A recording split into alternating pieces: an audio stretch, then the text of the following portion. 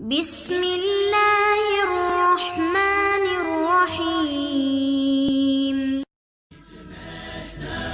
Islamic Research Center. السلام علیکم ورحمۃ اللہ وبرکاتہ. الحمدللہ والصلاۃ والسلام علی رسول اللہ. اما بعد، اعوذ باللہ من الشیطان الرجیم. بسم اللہ الرحمن الرحیم. قال اللہ تبارک و تعالی فی القرآن المجید والفرقان الحمید رحماء بینہم. آپ علیہ السلام کے پیارے صحابی حضرت عمر بن عاص رضی اللہ تعالیٰ عنہ ارشاد فرماتے ہیں، صحیح مسلم حدیث نمبر 6177 ہے کہ میں نے ایک مرتبہ آپ علیہ السلام سے پوچھا، اے اللہ کے حبیب، ای الناس احب الیک، آپ کو سب سے زیادہ محبت کس سے ہے؟ آپ کو سب سے زیادہ پیار کس سے ہے؟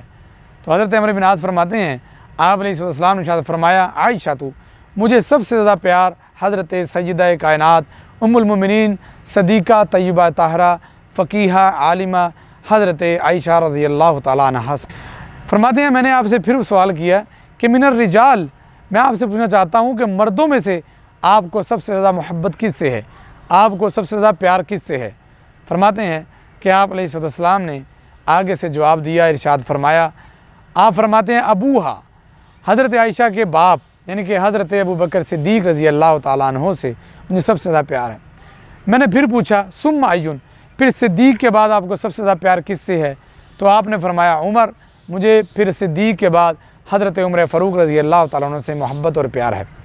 حضرات اکرامی، صحابہ اکرام کی آپ علیہ السلام سے محبت یا کسی موقع پہ آپ کا کسی صحابی کو بیان کرنا یا کسی کے فضائل کو بیان کرنا، کسی کے مناقب کو بیان کرنا کسی کی تنقیص نہیں کرتا، کسی کی شان میں کمی نہیں کرتا. ہم تمام صحابہ اکرام سے محبت کرنے والے ہیں. اہل بیت، آپ کی آل، آپ کے صحاب، آپ کے بنات، آپ کے ازواج، سب کے ساتھ عقیدت کرنے والا مسلمان ہی حقیقی مسلمان ہے اور اسی کا ایمان ہی مکمل ہے. ایسا شخص جو صحابہ اکرام یا بنات رسول یا آپ کے ازواج کے بارے میں کسی قسم کا دل میں بغض رکھتا ہے، دل میں دشمنی اور نفرت رکھتا ہے، ایسے بندے کا ایمان مکمل نہیں ہوتا. اللہ سے دعا ہے اللہ مجھے اور آپ کو اہل بیت، اصحاب رسول، بنات رسول، ازواج رسول تمام کا ادب اور احترام کرنے کی توفیق عطا فرمائے. آمین ثم آمین.